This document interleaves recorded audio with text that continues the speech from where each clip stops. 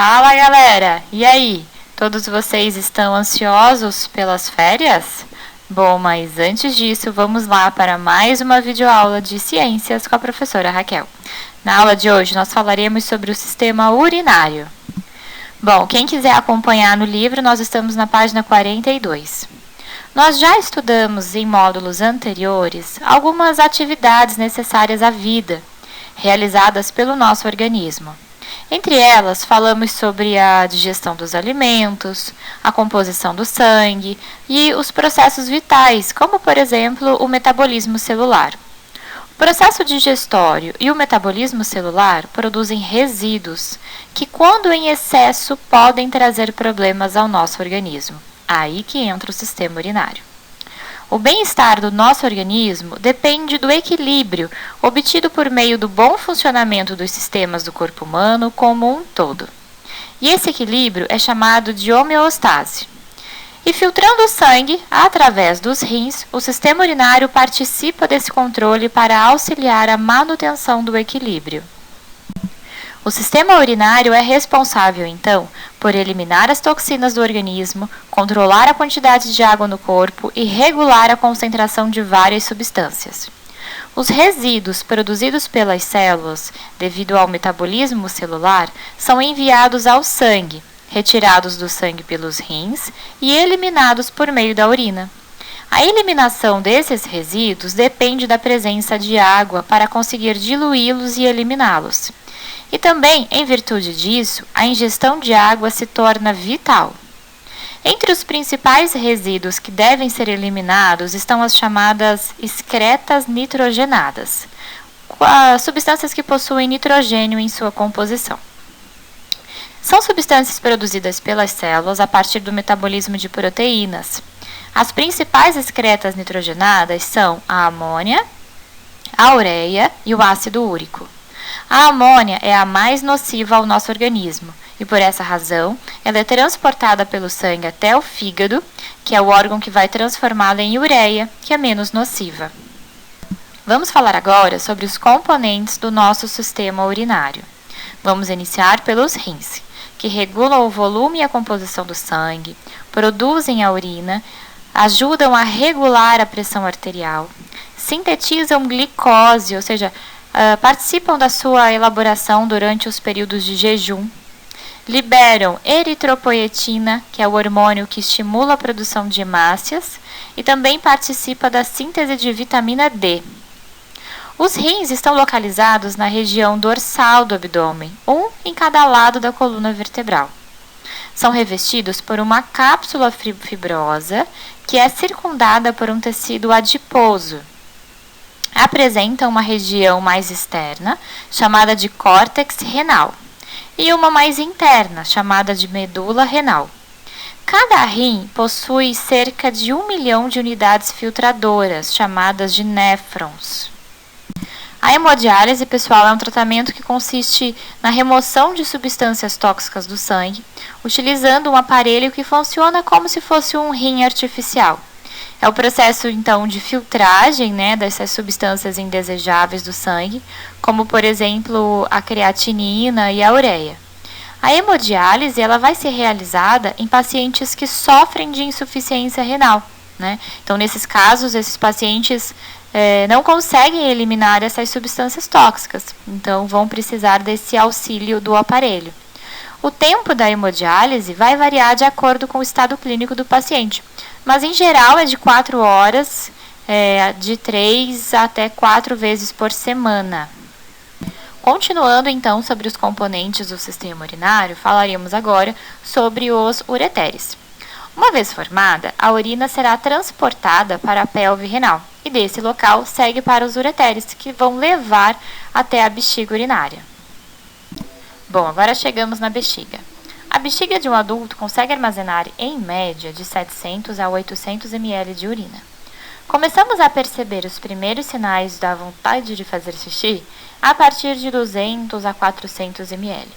A quantidade de urina que produzimos diariamente é de 1 a 2 litros, podendo variar conforme o volume de líquido ingerido, a alimentação e a transpiração. A urina de uma pessoa saudável não contém micróbios. Ela é formada por 95% de água e os outros 5% são substâncias geradas pelo metabolismo, como a ureia, a creatinina, o ácido úrico e os sais. A creatinina, ela é uma substância derivada do fosfato de creatina no tecido muscular. Não é normal, pessoal, encontrar na urina albumina, glicose, hemácias, leucócitos e micróbios, como já foi dito. Quando isso ocorre, é sinal de algum problema. Em relação à albumina, essa proteína não deve estar presente na urina, mas quando estão, significa que os rins então não estão funcionando direito e ela pode passar pelas suas estruturas e acabar sendo encontrada na urina. Eu queria apresentar aqui para vocês um simples comparativo entre a quantidade de urina e as estações do ano, né, o verão e o inverno. Então vejam, no verão, como a gente transpira mais, o sistema urinário retém mais água, diminuindo assim a quantidade de urina. Já no inverno, como a gente transpira menos, ou seja, a gente gasta menos água através desse processo da transpiração, a quantidade de urina acaba aumentando.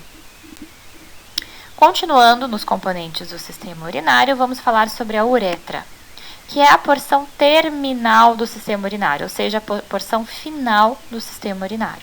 É o canal pelo qual eliminamos a urina do nosso corpo. A uretra feminina é uma estrutura exclusiva do sistema urinário, né? Então, a uretra feminina só serve para fazer xixi. Mas já a uretra masculina, além da eliminação do xixi, né, da urina, há também a passagem do sêmen pelo mesmo canal, certo? E os cálculos renais, que são popularmente chamados de pedras nos rins? Eles são formações sólidas de sais minerais e algumas outras substâncias, como o oxalato de cálcio e o ácido úrico. Essas cristalizações, né, essas pedrinhas, podem migrar pelas vias urinárias, causando muita dor, inclusive ao urinar. Existe até um comparativo que essa dor é tamanha, tal qual um parto normal. Pode causar vômitos, febre e sangue na urina. Eles podem ser bem pequenininhos, minúsculos grãos, até alguns centímetros. Eles se formam tanto nos rins como nas vias urinárias e na bexiga. O tratamento para a remoção de cálculos grandes geralmente é cirúrgico. Outra forma de eliminar os cálculos é por meio de um procedimento chamado de litotripsia ultrassônica. É um procedimento em que a pedra é fragmentada, ou seja, quebrada, através de ondas de choque e depois é eliminada naturalmente, seguindo pela uretra, junto com a urina. A litotripsia, ela acaba sendo menos invasiva do que a cirurgia, né? Então, isso seria uma vantagem. Ela é menos invasiva, não existe uma incisão no tecido, né? Não tem que fazer um corte e não há necessidade de uma internação. Os cálculos renais são mais frequentes em homens do que em mulheres, mas ainda não se sabe ao certo motivo, ainda não foi encontrada uma razão científica e bem explicativa para essa diferença. Acredita-se que haja uma relação entre a ingestão de sal e a formação de cálculos. A mesma coisa, pessoal, também acontece com as proteínas. Uma dieta hiperproteica, ou seja, com excesso de proteína, também favorece o aparecimento das pedras nos rins. A ingestão de água, é claro, é fundamental para a prevenção. Vamos entender agora como que ocorre a filtração do sangue e a posterior formação da urina. Os rins possuem unidades filtradoras chamadas de néfrons. Cada néfron é formado pelas seguintes partes: a arteríola aferente, que é o vaso que vai trazer o sangue para ser filtrado, e a arteríola eferente, que é o vaso que vai levar o sangue que já foi filtrado, o glomérulo de Malpighi, a cápsula de Bowman, o túbulo proximal, a alça de Henle e o túbulo distal. A filtração propriamente dita ocorre na cápsula de Bowman. Nela, o sangue que chega aos capilares sanguíneos do glomérulo de Malpighi, né, que veio através da arteríola aferente, é forçado pela pressão sanguínea contra as paredes dos capilares da cápsula.